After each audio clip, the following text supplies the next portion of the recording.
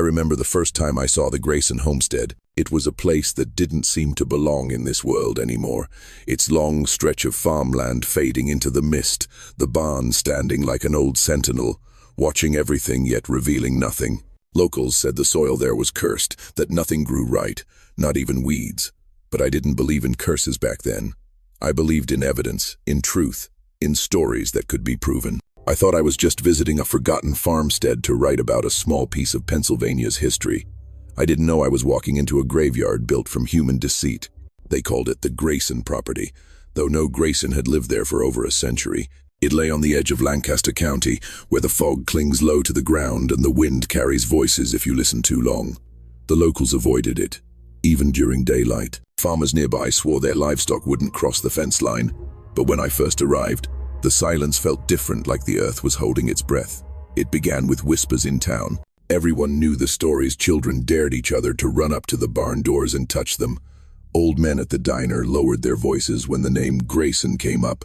They said Ezekiel Grayson was once a good man, a generous farmer who opened his doors to weary travelers. He gave food to immigrant families moving westward, offering them rest and shelter when others turned them away. Some called him a saint of the roads. But saints don't leave barns full of mummified families. Back in the 1842s, the area was a restless crossroad for German and Irish immigrants seeking new beginnings. The Grayson homestead was known as a safe haven. Families stopped there with wagons and horses, hoping for a warm meal and a night's sleep before continuing toward Pittsburgh. No one suspected that many of those families would never leave the property alive. As I stood there, the ground beneath my boots felt strange, soft in places, like something below had shifted. The barn loomed ahead, its paint stripped to gray wood, the roof sagging.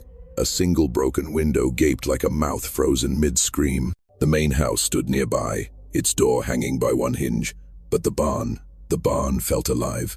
Every gust of wind that passed through it carried a sigh almost human. I pulled out my notebook and began taking notes for the article. I thought I'd write something about folklore, ghost stories, rural legends. I never intended to dig up police reports, missing persons cases, and historical documents that would reveal one of the darkest crimes in Pennsylvania's past. But something about that land wouldn't let me go. It's as if the field itself whispered, "Find us." The earliest mentions of the Grayson homestead dated back to 1839. Ezekiel Grayson inherited the property from his father, a preacher known for harsh sermons about sin and redemption. Ezekiel was different, charming, sociable, the kind of man who made people feel safe. He'd go to town every Sunday, attend church, donate food to the poor. No one could have imagined what he was doing behind closed doors. By 1844, local authorities began noticing a pattern. Immigrant families who stopped at the Grayson homestead vanished. No wagons found, no horses sold, no word sent to relatives. But back then, people went missing all the time. America was vast, dangerous, and lawless in many corners. The missing were often written off as victims of bandits, illness, or bad weather. The only person who ever voiced suspicion was a German laborer named Klaus Weber, who had worked for Ezekiel. According to his journal, he saw things: strange deliveries at night, heavy crates labeled medical supplies, and locked barn doors that never opened during the day. He once heard muffled cries but was told it was animals being put down. When he pressed further, Ezekiel warned him that curiosity was a disease. Weber fled the farm in terror and later reported his fears to the local sheriff. No one believed him. Standing outside that barn nearly 2 centuries later, I understood why he was afraid. The structure radiated something wrong, an invisible weight pressing against your chest. I tried to convince myself it was only age, rot, or imagination, but when I peeked through that cracked window, I saw something that froze me in place. There were chairs inside wooden chairs arranged in neat circles, all facing inward. On the walls hung rusted hooks, hundreds of them, lined up like a factory. A layer of dust coated everything, but it didn't hide the handprints on the door frames, small, faded, and human. I stumbled back and gasped for air. It felt as if the entire barn was watching me. Somewhere deep inside, a loose beam groaned, echoing like a sigh. For a moment, I thought I heard whispers, soft voices calling from beneath the floorboards. I wanted to leave, to walk away and pretend I had never come here, but I couldn't. Because in my bones, I knew those whispers were real. Later that night, I sat in a motel room reviewing old microfilm records from the county archives. That's when I found the official report dated the 15th of September, 1845. Sheriff Benjamin Crawford had led a raid on the Grayson property after a tip from none other than Klaus Weber. The document mentioned unusual findings, but most of the pages were censored, blacked out by ink or lost to fire. Only one line remained untouched at the bottom of the final page. The barn contained 22 families, each seated as though waiting for supper, none bearing signs of struggle. That single sentence changed everything. It wasn't just rumor or legend, it was history. I returned to the property the next morning, this time determined to uncover whatever truth was buried there. I walked along the fence line where the soil dipped slightly and rose. Each depression could have been a grave. I took photos, measured distances, and marked the places where the ground seemed disturbed. The deeper I went, the colder the air became. It was early autumn, but the chill around that barn was unnatural. Then I noticed something strange, a faint trail leading from the barn's back door to a small wooden shed at the far edge of the field. The door was locked, but when I pried it open, I found rusted pipes running underground, directly toward the barn. My heart sank. I knew what that meant. Someone had engineered something there, something deliberate. By sunset, the sky had turned red like old blood. I stood facing the barn again, the same wind whispering through broken boards. I thought about those 22 families, mothers, fathers, children, all seeking kindness on their journey westward. I wondered if they realized what was happening as they sat together for their last supper. Before I left that night, I placed my hand on the barn's door. The wood was cold, almost damp, though there had been no rain. For a brief second, I thought I felt a pulse beneath my palm, a faint thump, like the echo of life still trapped inside. I pulled away quickly, shaken to my core. That was the night I decided to tell their story. Not the legend, not the ghost tale the townsfolk whispered, but the truth. Because beneath the silence of those whispering fields lay something more terrifying than death itself.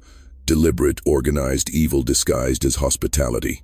And that's how the story of the Grayson homestead began, not with ghosts, but with good intentions turned monstrous. The story of Klaus Weber came to me like a whisper in the dark, half rumor, half confession, tucked inside an old journal I found at the Lancaster Historical Society.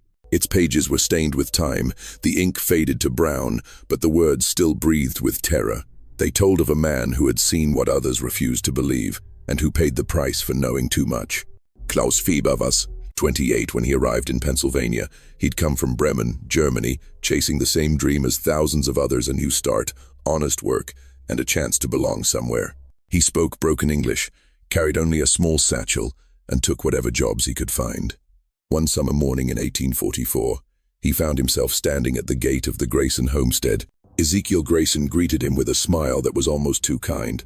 "You're a hard worker, aren't you?" he said, clapping Klaus on the shoulder. "I can always use a good man on my farm." And just like that, Weber became part of the Grayson household. He was given a cot in the tool shed, 3 meals a day, and a modest wage. At first, everything seemed perfect. The farm was busy with travelers, immigrant families passing through, their wagons heavy with belongings. Grayson welcomed them warmly, offering food, shelter, and sometimes even a bit of land in exchange for labor. But Weber soon noticed things that didn't fit. It began with the deliveries. Wagons arrived after midnight, driven by men with covered faces. They brought crates marked with strange symbols, circles intersected by crosses, letters from no known language. Weber once asked what was inside. Grayson's voice turned cold as stone. "Chemicals from my soil. You'll mind your work and leave the rest to me." Then there were the locks. The barn was sealed at night with 3 iron chains. Grayson alone held the keys. Even the animals were moved out to the fields before sundown. When Weber asked why, Grayson smiled, that same practiced smile. "Some places hold sacred memories," he said. "It's best not to disturb them." Sacred memories. That phrase haunted Weber. A few weeks later, a family arrived from Ireland, the O'Donnells. There was a father, mother, and 2 little girls no older than 6. They spent the evening laughing by the fire, singing old songs while Grayson served them stew. Weber liked them. They reminded him of his own family back home. The next morning their wagon was gone, their campsite empty, their belongings still sitting by the barn. When Weber asked Grayson where they'd gone, Grayson said they'd left before dawn, but something in his eyes said otherwise. In his journal, Weber wrote, "I saw the little one's doll on the barn steps. Her name stitched on it in red thread. No one would leave such a thing behind." The next few weeks blurred into dread. Families came and went, or so Grayson said. Weber never actually saw them leave. He began hearing noises at night, muffled cries, scraping sounds, the hiss of something mechanical beneath the barn floor. When he tried to investigate, Grayson caught him and grabbed him by the collar. "You listen to me, boy," Grayson said, his voice dripping venom. "This is my land, my work, my calling. The Lord has shown me a purpose you cannot understand. Those who question it don't last long here." That night, Weber didn't sleep. He packed his satchel, intending to flee before sunrise. But curiosity chained him to one last act of courage or madness. He waited until the house went dark, then crept toward the barn. The air was heavy, thick with a chemical stench that burned his throat.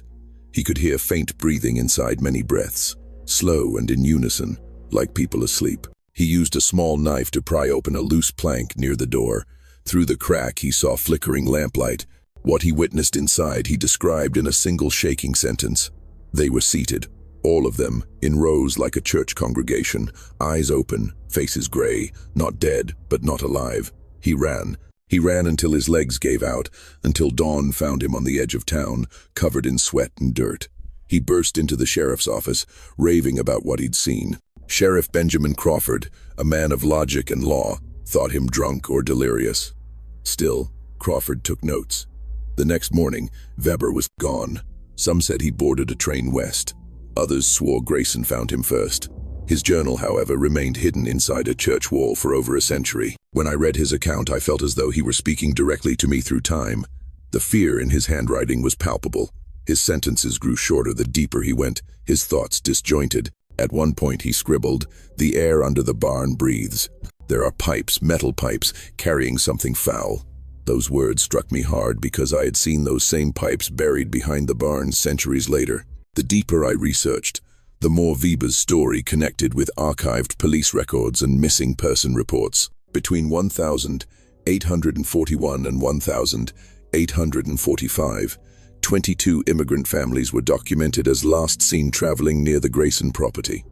All were presumed lost to the frontier. None were ever found until that September morning when Sheriff Crawford returned to the homestead. But before that day came, strange things happened in town. The local storekeeper, Martha Zimmerman, wrote in her ledger that Grayson purchased large amounts of lime, vinegar, and arsenic, quantities no farm could ever need. The blacksmith remembered forging locks that Grayson insisted must seal air tighter than a coffin. The church reported an anonymous donation of $500, blood money, no doubt. Still, no one dared question him. Grayson was a respected man, educated, wealthy, a benefactor to the poor. He hosted church socials, read scripture at funerals, and gave speeches about morality.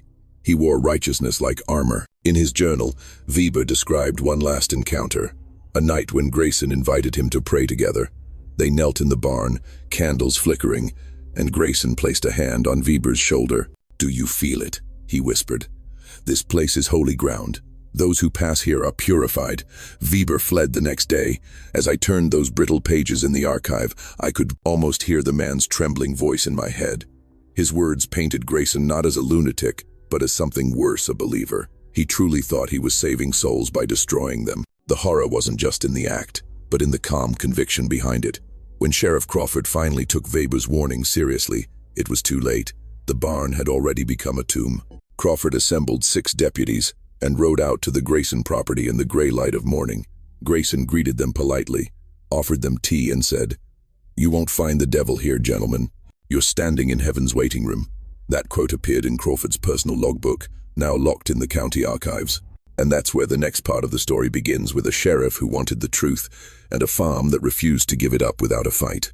By the time I reached this stage of my investigation, the story was no longer a ghost tale. It was a crime scene frozen in history. The more I dug into Sheriff Benjamin Crawford's records, the clearer it became that the Grayson case had been the turning point in his life. He had started out a skeptic, but what he found on that farm shattered his belief in reason itself. Crawford was a veteran of the Mexican War, a practical man who trusted evidence over superstition. But even he could not ignore the growing list of missing families that all traced back to one location, the Grayson homestead. He began compiling names from old town ledgers, church rosters, and wagon registries. One after another, the same pattern emerged. Families who had stopped at Grayson's farm were never seen again. The first were the Hoffmans, a German family traveling west in 1841. Their last letter home mentioned a kind farmer named Ezekiel who had offered them warm stew and a place to sleep. Then came the O'Donnells from Ireland, the Johnsons from England, the Dvoraks from Bohemia. 22 families in all. Their names disappeared from records as though swallowed by the earth. When I read Crawford's old notebooks, I could almost feel his frustration. His handwriting began neat and steady, then turned jagged as he pieced together a map of the disappearances. He had drawn circles around Grayson's land, each one marking a family's last known location. The lines formed a spiral tightening toward the homestead. Crawford had scrawled a single word across the page: hub. Every evil had a center, and Grayson was that center. In one of his reports, Crawford described visiting the local trading post owned by Martha Zimmerman. She kept meticulous records of every sale, every purchase, and every passing traveler. When Crawford asked about Grayson's visitors, she hesitated. Finally, she pulled out a ledger from under the counter. "They came here, Sheriff," she said softly. "I remember their accents, their laughter. They always bought candles and cloth, but none of them ever came back." Crawford's next stop was the local physician, Dr. Alaric Hartwell. The doctor had treated Grayson several times for what he called chemical burns. Hartwell mentioned that Grayson often requested laudanum and sulfuric acid, substances used in preservation and disinfection. He said he was experimenting with new fertilizer, the doctor recalled, but his burns were from fumes, not fire. Each witness added another thread to the web. Father Brennan, the town priest, confirmed that many of the missing families had attended Mass at his church before departing. He remembered their faces vividly, especially the children. Grayson always volunteered to escort them part way, Brennan said. He claimed it was Christian charity. Crawford began to see what no one else dared to imagine. Grayson's kindness was a mask. Behind that soft-spoken voice and polished manners lay something mechanical, organized, and cold. The sheriff's next move was to verify property deeds. He discovered that over the span of 4 years, Grayson had quietly expanded his land holdings by purchasing abandoned farms at suspiciously low prices. Each parcel bordered a stretch of old wagon trail, the same trail where travelers went missing. The pattern was unmistakable. Grayson had built his own private corridor of disappearance. Reading these records made my skin crawl. I pictured those weary families, trusting him with their lives, never realizing they were walking into a carefully designed trap. Crawford must have felt the same dread. His later notes carried a tone of moral outrage rather than mere duty. He wrote, "There is method here. There is system. Not random cruelty, but arithmetic." That single line haunted me. Arithmetic, cold, calculated efficiency. It made me think of those rusted pipes I'd seen near the barn, of Weber's words about air that breathes. This was no spontaneous madness. It was engineered horror. Crawford couldn't act immediately. Grayson was too powerful, too well respected. He attended every church service, donated to schools, even paid for the sheriff's own niece's medical care. Any accusation without proof would ruin Crawford's career. So he waited, quietly gathering evidence. The turning point came in August 1845, when a storm washed away part of the western field on Grayson's property. A farmhand named Samuel Lee discovered bones, small bones half buried near a creek. When Crawford examined them, he knew they were human. But before he could secure the site, Grayson's men filled the pit with lime and sealed it off. The sheriff realized he needed a search warrant, but the local judge demanded solid cause. Crawford returned to Weber's old journal, which had been dismissed as the ramblings of a frightened immigrant. He cross-referenced Weber's descriptions with the layout of the property, and every detail matched the locked barn, the underground pipes, the nightly deliveries. That was enough. On the 13th of September 1845, Crawford filed a formal affidavit requesting authorization to investigate the Grayson farm for evidence of unlawful detainment or murder. The warrant was granted 2 days later.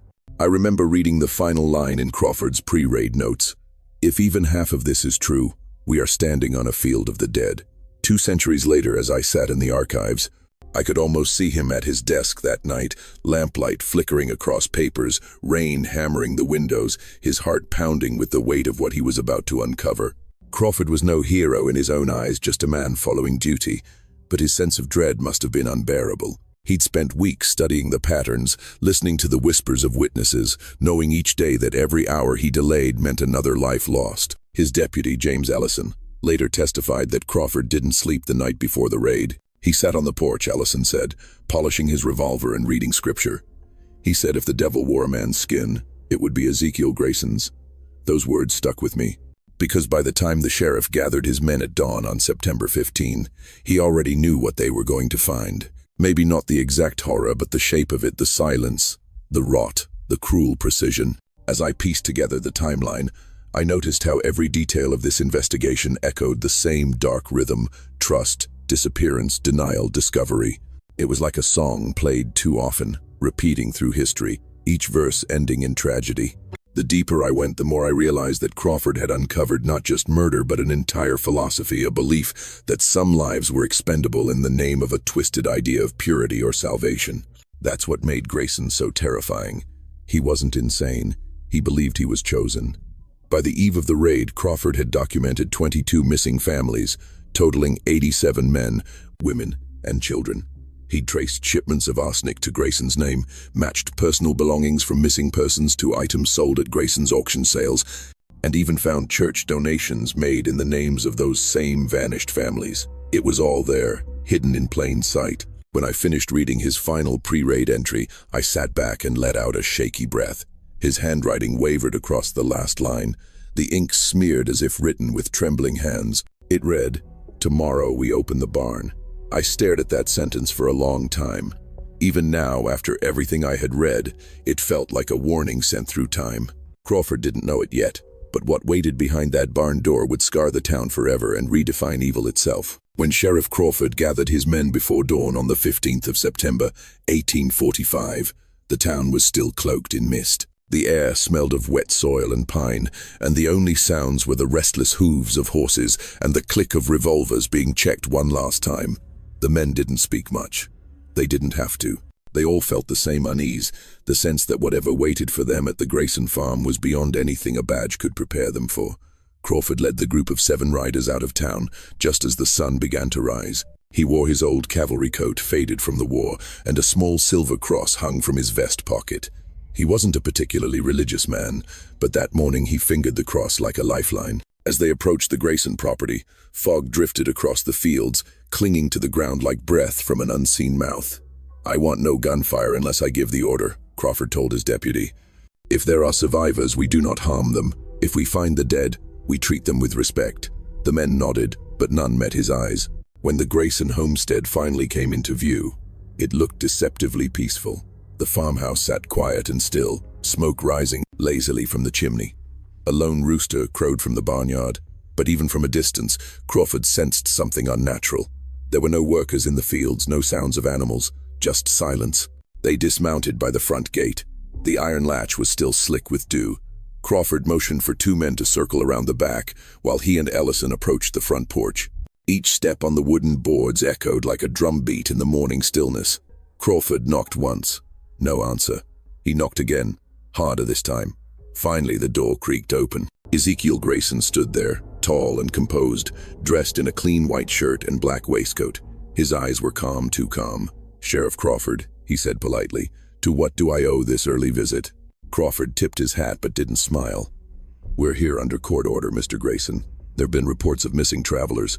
I have a warrant to search your property." Grayson's lips curved into what might have been a smile, though it didn't reach his eyes. "I assure you, Sheriff, I'm as troubled by these disappearances as anyone. Please do what you must." He stepped aside, gesturing for them to enter. Inside, the farmhouse was immaculate. The furniture was polished, the floors swept, and the air smelled faintly of lavender oil. A Bible lay open on the table, its pages turned to the book of Job. Everything about the scene felt rehearsed, as though Grayson had anticipated their arrival and prepared a performance. Crawford split the men into pairs to search the rooms. They found nothing unusual, no signs of struggle, no blood, no contraband. But when Ellison opened a locked cabinet in the parlor, he froze. Inside were dozens of small trinkets neatly arranged in rows: hair ribbons, children's shoes, silver lockets, and wooden toys. "Good Lord," Ellison whispered. Grayson remained perfectly still, watching them. "Lost property," he said smoothly. "Things left behind by travelers. I keep them in case someone comes looking." Crawford didn't reply. He motioned for his men to continue. They searched the cellar next, where they found shelves lined with glass jars filled with strange substances: lye, arsenic, sulfur, and something that looked like preserved tissue floating in clear liquid. The air was thick with the stench of rot masked by perfume. Then came the barn. It stood at the far edge of the property, its doors chained shut with heavy iron links. Crawford stared at it for a long moment, feeling the weight of every rumor he'd ever heard about that place. His men gathered behind him, weapons drawn. "Break it," he ordered. Two deputies swung axes against the chain until the metal snapped. The doors groaned open, releasing a rush of stale air that smelled of death and chemicals. Sunlight spilled into the gloom, revealing rows of wooden crates, stacked like coffins. Crawford lifted his lantern high and stepped inside. The walls were lined with copper pipes running in and out of the ground. There were tanks, pumps, and a massive iron furnace. The machinery looked more suited for a laboratory than a barn. He pried open the nearest crate. Inside was a figure, a man, perfectly preserved, his skin gray and taut, his mouth frozen in a silent scream. The smell was unbearable. Ellison stumbled backward, gagging. Jesus Christ. Crawford forced himself to look. The body's eyes were gone, but its clothes were intact, a traveler's coat, a hat, and a locket around the neck. Inside the locket was a miniature portrait of a woman and child. They opened another crate, then another. Each held a body, some men, some women, some children, all preserved as though death had been paused mid-breath. Crawford's lantern shook in his hand. "Count them," he whispered. The men began opening crates mechanically, their faces pale, their stomachs turning. By the time they were done, there were 22 crates in total. 22 families, just as Crawford had feared. When he turned to confront Grayson, the man was standing in the doorway, his expression serene. "You shouldn't have opened them," he said quietly. Crawford drew his revolver. "What did you do to them?" Grayson tilted his head. "Preserved them, saved them from the corruption of time. They were travelers, lost souls seeking purpose. I gave them eternity." "You murdered them," Crawford growled. Grayson's calm broke for the first time. His voice rose, sharp and trembling with conviction. "No, they were chosen. Do you know what happens to flesh? It rots. It betrays the soul. I freed them from decay. I made them pure." The men moved closer, but Grayson didn't resist. Instead, he walked slowly to one of the tanks and rested his hand on it, almost lovingly. "Each one was a gift," he whispered. "Each one perfect in stillness." Crawford holstered his weapon and gave the order to arrest him. But as the deputies approached, Grayson suddenly pulled a vial from his pocket and threw it to the ground. A burst of acrid smoke filled the barn. The men coughed and stumbled, eyes burning, lungs seizing. When the air cleared, Grayson was gone. They searched the entire property for hours, but he had vanished as if swallowed by the earth. Some believed he fled through a tunnel hidden beneath the barn. Others claimed he took his own life and the smoke masked his escape. No one ever found his body. By dusk, the farm was swarming with townspeople. Crawford ordered the barn sealed and the bodies transported to the church. He stood there long after the sun set, watching lanterns flicker over the fields like fireflies. Ellison approached quietly. "What do we tell them, Sheriff?" he asked. Crawford didn't answer right away. His voice finally came out hoarse. "Tell them the truth," he said. "Tell them evil doesn't always wear horns." He removed his hat and bowed his head. The wind whispered through the grass, carrying the faint scent of lie and death. That night, the Grayson barn burned. Crawford never admitted to setting the fire, but many believed it was him. He said nothing, just watched the flames devour the place, the smoke rising like the souls of the lost. The next morning, only ashes remained. But as I stood on that same ground more than a century later, the soil still felt alive beneath my feet like it was breathing. And in the silence of that ruined field, I could almost hear Crawford's final words echo through time. "We opened the barn, and the barn opened us." The fire that consumed the Grayson barn did not end the nightmare. It only changed its shape. The morning after the raid, the town of Fairhaven awoke to a smell that clung to everything. Burnt wood, chemicals, and something faintly sweet, like rotting fruit. The wind carried it through every street, every open window, a grim reminder of what had been uncovered. For days, people gathered outside the charred remains of the homestead. They stood in silence, hats pressed to their chests, eyes wide with disbelief. Some wept openly, others crossed themselves and hurried away, afraid to linger. The discovery had spread fast, faster than the sheriff could control. 22 families mummified, preserved, arranged like museum exhibits of human tragedy. I could picture it as I read the accounts in the Town Gazette from 1845. The reporter wrote that grief fell upon Fairhaven like a sickness. No one could understand how such horror had existed just beyond their doorsteps. For years they had eaten Grayson's crops, prayed beside him in church, and trusted him with their children. The betrayal was too vast to measure. Sheriff Crawford tried to keep order, but the town wanted blood. Crowds gathered outside the jail, demanding to know where Grayson was, why he hadn't been hanged, why the sheriff hadn't stopped him sooner. Crawford, exhausted and hollow-eyed, told them the truth. Grayson was gone. He had vanished into the earth like smoke. For some, that was worse than death. A body could be buried, a ghost could be prayed away. But a man like Grayson, one who disappeared into legend, became something else entirely. He became an infection in the town's memory. The bodies found in the barn were laid out in the church for identification. Reverend Brennan presided over the grim task, though even his faith seemed shaken. The air inside the chapel was thick with the smell of chemicals. Some of the bodies looked almost peaceful, others twisted in agony. They were dressed in the clothes they had died in, their features frozen but eerily intact. Only a few could be identified, mainly from jewelry, trinkets, or letters found sewn into pockets. Most had no names left. The townspeople called them the preserved ones. Their remains were placed in simple wooden coffins and buried in a mass grave on the edge of Fairhaven Hill. Crawford ordered a stone marker carved with the words, "Here lie the lost, taken by man, kept by evil, remembered by God." When I visited that hill more than a century later, the marker was still there. Moss covered the letters, but they were legible. Standing there, I could almost hear the echo of shovels striking dirt, the murmurs of prayer, and the hollow sobs of those who had come to mourn strangers. Crawford's own report, filed 2 weeks after the raid, was clinical but tinged with guilt. He described the evidence catalogued, the jars of chemicals, the preserved corpses, the fragments of personal belongings. He noted the intricate network of pipes beneath the barn that led to a hidden chamber. Inside it, they found ledgers written in Grayson's hand. Those ledgers were the most disturbing artifacts of all. Each entry listed the name of a family, their place of origin, and the date they arrived. Next to each name was a single number, perhaps a reference to an experiment or a formula. The writing was meticulous, almost loving, but what chilled me most was a short passage written across the last page. "In stillness there is truth. Flesh is weak, but form endures. Through me they live." Crawford didn't include that line in his official statement. It was found later, tucked between pages in his personal diary, as though he couldn't bear to let it become part of the record. After the burial, the town began to unravel.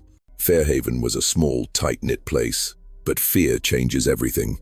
Neighbors stopped speaking. Children were kept indoors. Church attendance plummeted. Some families packed up and left altogether, saying the land had been cursed. Within a year, the population dropped by nearly half. Businesses closed. The local school shut down after a teacher claimed to see a pale figure watching from the edge of the woods. Every night, dogs barked toward the old Grayson property. No one went near it, not even during the day. By 1847, the homestead had fallen into ruin. Weeds swallowed the fence posts, and the burned barn collapsed into itself. Travelers avoided the area entirely. Those who strayed too close reported hearing faint whispers or seeing flickers of light from the field, as though the past refused to rest. Crawford never recovered from what he saw. He resigned from office in 1848, moved to a cabin near the river, and lived the rest of his days in solitude. His final diary entry, written shortly before his death, read, "I buried the bodies, but not the guilt. Evil was not in Grayson alone. It was in our blindness." That line stayed with me for days after reading it. I began to wonder whether Crawford blamed himself or the entire town, whether, deep down, everyone knew something was wrong, but chose to look away because Grayson was respectable, generous, and kind on the surface. That was the real horror, not just the murders, but the silence that allowed them to continue. Over the decades, Fairhaven's story faded from public memory. The town changed names twice, eventually becoming part of the larger county district. The Grayson property passed through various owners, most of whom didn't stay long. Every attempt to rebuild ended in disaster fires, illnesses, sudden deaths. Locals began referring to the land as the Hollow. I found mention of it in a 1912 travel guide that warned visitors against camping there. The author wrote, "The soil of the Hollow breeds no crops and no peace. When I first set foot on that land, the air felt heavy, like the ground itself was exhaling." The remains of the barn were long gone, replaced by tangled roots and a shallow depression in the earth. But under the surface, pieces of the past still lingered, bits of glass, iron nails, and fragments of bone. A century of decay hadn't erased what happened there. It had only buried it deeper. During my research, I tracked down a descendant of Sheriff Crawford, an old man living in a nursing home 2 states away. His name was Matthew Crawford, and he was nearly blind. But when I mentioned Grayson, his cloudy eyes flickered with recognition. My grandfather told me, he rasped, that the sheriff used to hear voices in his sleep, said they called his name, said he dreamed of the barn even when it was gone. I asked him if he believed it was haunted. He smiled faintly. Some places don't need ghosts to haunt them, he said. Memory is enough. That conversation changed how I viewed the Grayson tragedy. It wasn't just a story of murder, it was a story of what happens when memory festers, when silence becomes complicity. The town erased the name Grayson from every record they could find. They burned his portrait, destroyed his journals, and even tore out pages from the courthouse archives. But history has a way of surviving in fragments, in whispers, and the more they tried to bury it, the louder it became. Even now, the descendants of Fairhaven avoid talking about it. When I interviewed one woman whose great-great-grandfather had helped with the burial, she grew pale and asked me to stop recording. "Don't bring it back," she said. "Some stories don't sleep easy. But stories like this are not meant to sleep. They are meant to remind." When I stood again at the burial site under the gray sky, wind brushing through the grass, I felt a strange mix of sorrow and awe. Beneath my feet lay 87 souls who had once trusted a man they believed was good. Above them, time had built a silence that lasted generations, and in that silence, the ground still breathed. I arrived at the Grayson site in the fall of 2023, nearly 180 years after the original raid. The land, once known as the Fairhaven Homestead, was now overgrown and half swallowed by forest. The county maps no longer labeled it by name, just a shaded patch marked private property, unsafe terrain. But history has a pull stronger than any warning sign. I had spent months studying Crawford's notes, Weber's journal, and local rumors. Now I needed to stand where it all happened, to feel the soil beneath my feet, to see what remained of that cursed ground. The drive out there was silent. My GPS failed miles before I reached the property, forcing me to rely on an old surveyor's map from 1912. The narrow road curved through pine and oak, the trees leaning inward like sentinels. When I finally parked and stepped out, the air felt unnaturally still. Even the birds were quiet. I followed the old trail until I saw it, a shallow dip in the land where the barn once stood. The ground was bare in patches, as if nothing could grow there. The only structure left was the stone foundation, half collapsed and covered in moss. I crouched down and touched one of the stones. It was cold, almost damp, as though it had just been pulled from water. I wasn't alone that day. I had been granted access to join a small archaeological team from the county university, led by Professor Helen Carter. She specialized in 19th century burial sites and had been quietly studying reports of subsurface anomalies detected in this area by drone radar. Carter believed there were tunnels beneath the property, possibly remnants of Grayson's chemical systems or hidden chambers. When she greeted me, she seemed skeptical of my motives. "You're the historian who's been writing about this case?" she asked, adjusting her hat. "Yes," I said. "I want to document the excavation. Sheriff Crawford's records suggest something was buried here after the barn burned." She gave a faint, polite smile. "Buried or sealed away, there's a difference." Over the next few hours, her team set up equipment and began digging at several marked points along the field. The air filled with the rhythmic scrape of shovels, the clatter of trowels, and the hum of a portable generator. It felt clinical, procedural until the first artifact emerged. At around 2 feet down, one of the students uncovered a small glass vial. It was intact, corked, and filled with a cloudy amber liquid. Carter examined it carefully and said, "This looks like an early preservative, possibly formalin or phenol, same composition used for anatomical specimens." I felt a chill crawl up my spine.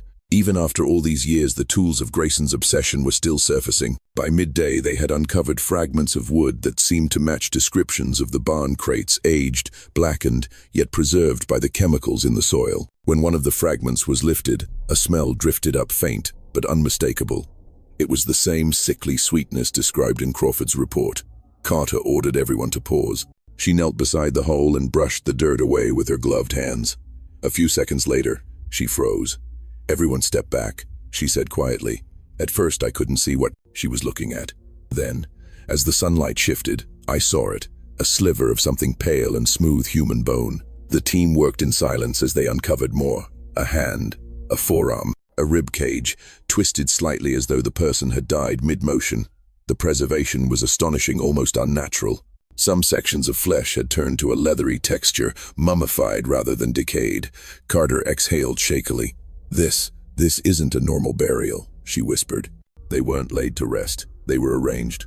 Over the next 2 days, we uncovered remains of at least 12 individuals in one section of the field. Their bodies were aligned in rows, each enclosed by a faint outline of wooden panels long rotted away. Many had personal belongings still with them: brooches, coins, even a child's rag doll, its fabric fused into the arm bone beside it. But what truly disturbed me was what lay beneath them. As we dug deeper, we reached a layer of black, tar-like residue that had hardened over time. Chemical analysis later confirmed it contained traces of mercury, formaldehyde, and arsenic, all substances used in early preservation experiments. Carter was visibly shaken. "He didn't stop at 22 families," she said. "These are newer burials, different strata, different soil compression. Someone came back to this land after the fire." That revelation hit me like a blow. For decades, everyone had assumed the Grayson killings ended with the raid.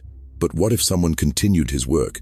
What if a follower, or even Grayson himself, returned under cover of darkness to finish what he'd begun? That night, I stayed near the site in a rented trailer while the team secured the dig. I couldn't sleep. The wind hissed through the trees, carrying sounds that didn't feel like mere wind. Around 2 a.m., I heard faint scraping outside like metal against stone. I opened the door, flashlight in hand, and scanned the field. The excavation pits were covered with tops, but one of them had shifted. The edge flapped in the wind, revealing the pale curve of a bone beneath. I walked closer, and for a moment, the beam of my light caught something that made my breath stop. Faint impressions in the dirt, like footprints. They led away from the pit, toward the tree line, and disappeared. I told myself it was just the workers' tracks, distorted by rain and shadow. But deep down, I wasn't sure. The next morning, the team resumed work. One of the students, a quiet young man named Miles, called Carter over excitedly. "I think there's a structure down here," he said. They had uncovered what appeared to be an iron grate embedded several feet below the surface. Beneath it was darkness, an opening large enough for a person to pass through. We lowered a small camera into the gap. The footage showed stone walls lined with corroded pipes and what looked like the remains of shelving units. There were jars, hundreds of them, each containing cloudy fluid. Some held fragments of what looked like organs or tissue samples. Carter muttered, "It's his lab. It's still here."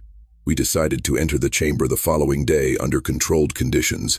That night, as the team packed up, Carter pulled me aside. "If we find what I think we'll find," she said, "this will rewrite local history and maybe national forensic history too, but..." She hesitated.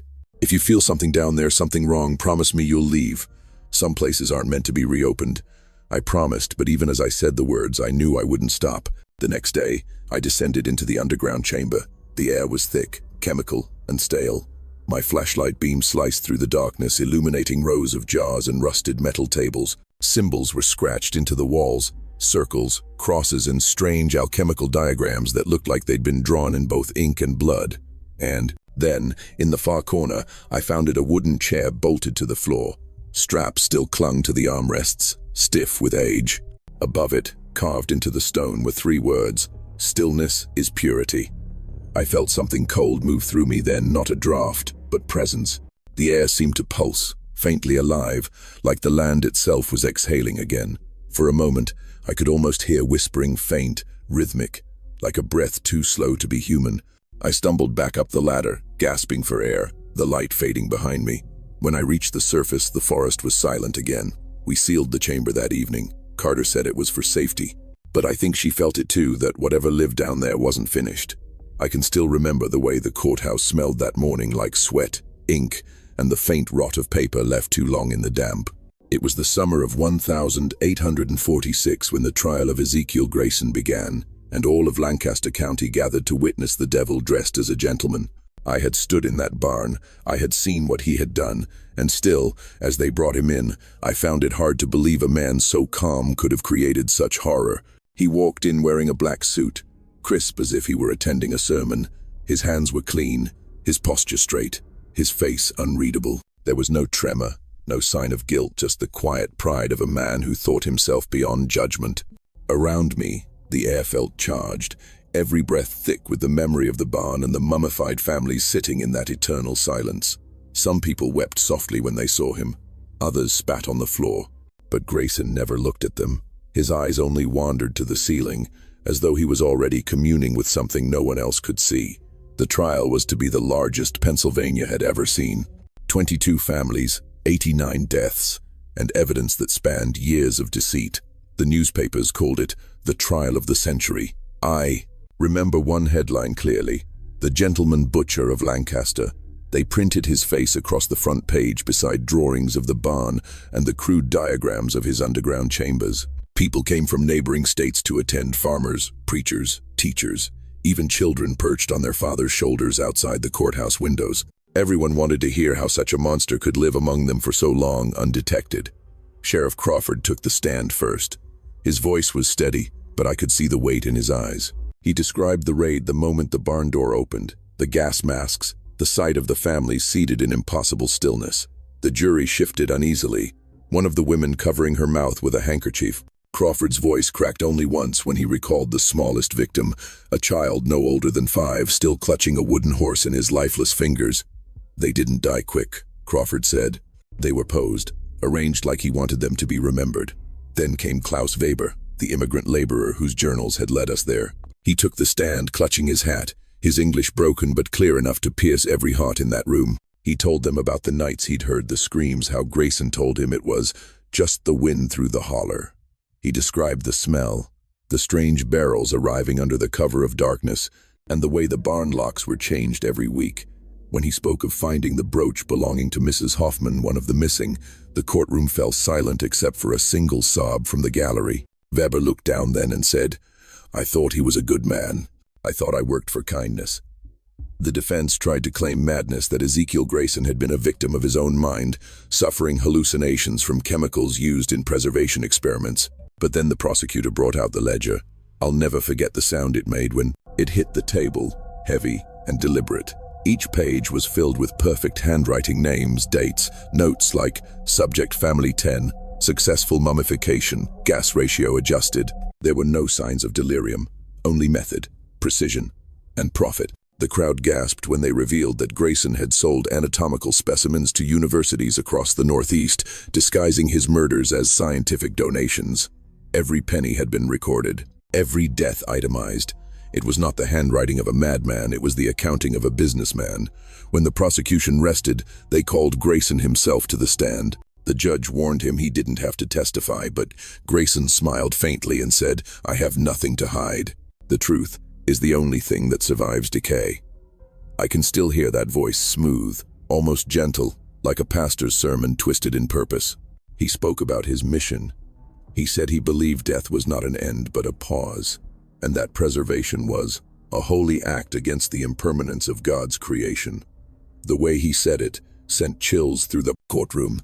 He claimed he rescued those families from the corruption of the flesh, gave them peace unspoiled by time. When asked why he chose poor immigrant families, his eyes narrowed slightly and he said, "Because they were already forgotten. I simply made their memory last." That line alone sealed his fate. Gasps filled the room. One of the jurors began to weep. Even the judge's gavel couldn't quiet the outrage that followed. Over the next days, the prosecution presented hundreds of items: jewelry, letters, even a family Bible preserved in resin. One photograph, though, destroyed any doubt, an early daguerreotype showing Grayson standing proudly beside a preserved corpse, his hand resting gently on its shoulder. The image was faint, but the resemblance was unmistakable. When the jury retired for deliberation, the tension was unbearable. The crowd spilled into the streets, whispering prayers, curses, and rumors. Some claimed Grayson had sold his soul. Others said he was the devil himself. I stood outside the courthouse steps, watching the sky turn from gold to black, feeling the weight of every life lost pressing on my chest. It took the jury only 3 hours to return. As they filed back into the room, the silence was so thick I could hear the floorboards creak under their feet. The foreman's voice trembled as he read the verdict, guilty on all counts. No one cheered. No one moved. It was as if the whole county exhaled at once, releasing years of fear. Grayson didn't flinch. He simply bowed his head slightly, as if accepting applause. When asked if he had any final words, he said, "I preserved what God abandoned." Those words echoed in the courtroom long after he was led away. His sentence was death by hanging. The execution date was set for the 12th of October, 1846. On that morning, hundreds gathered once more, not out of vengeance, but out of disbelief that such evil could ever be human. When they led him to the gallows, Grayson's calm never broke. He looked up at the rope, then at the sunrise beyond the hills, and whispered, "At last, permanence."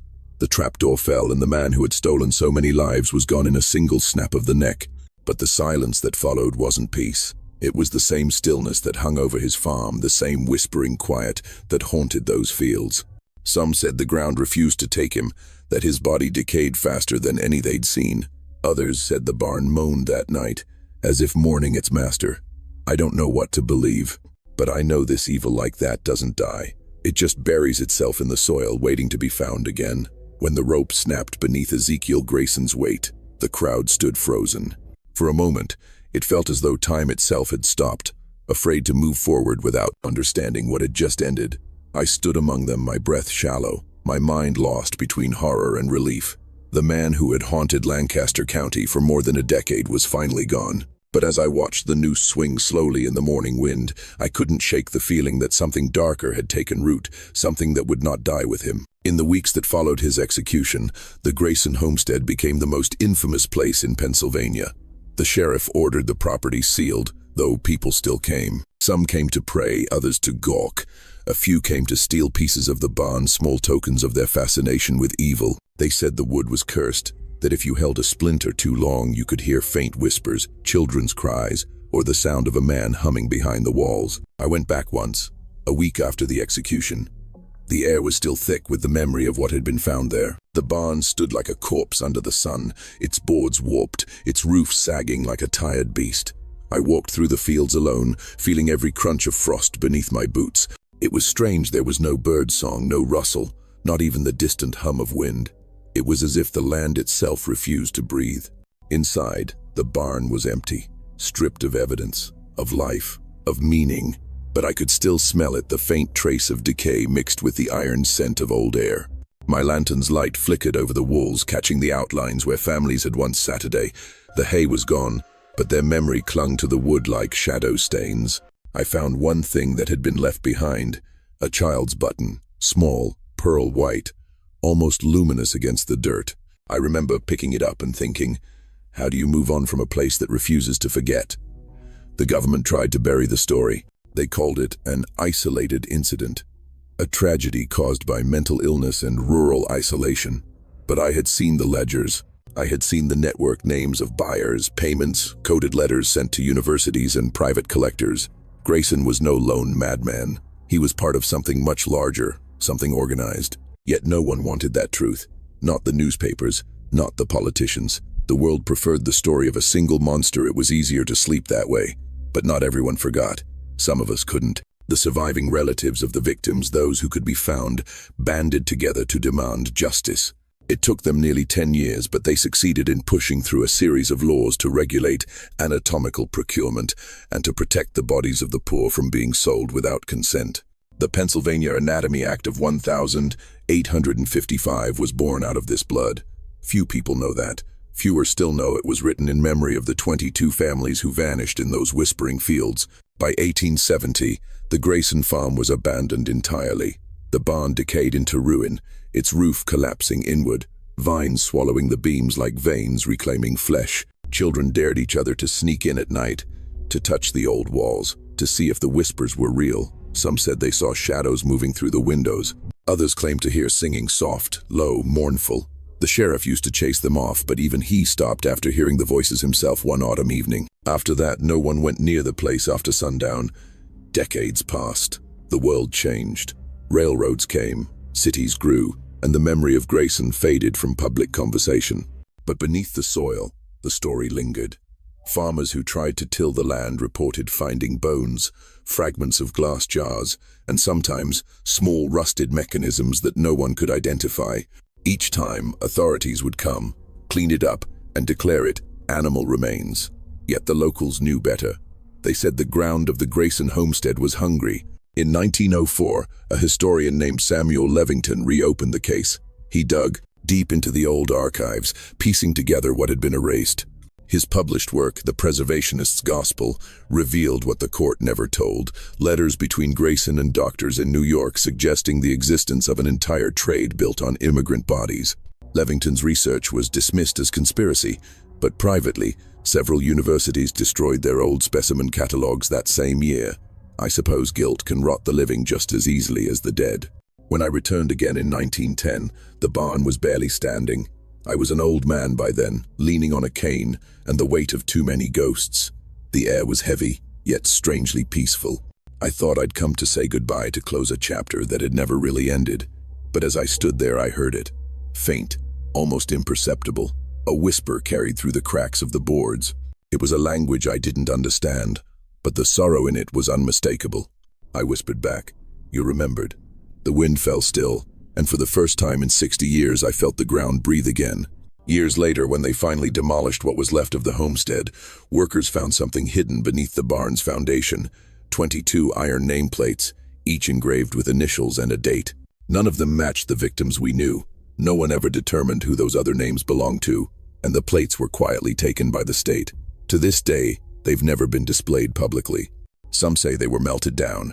I don't believe that.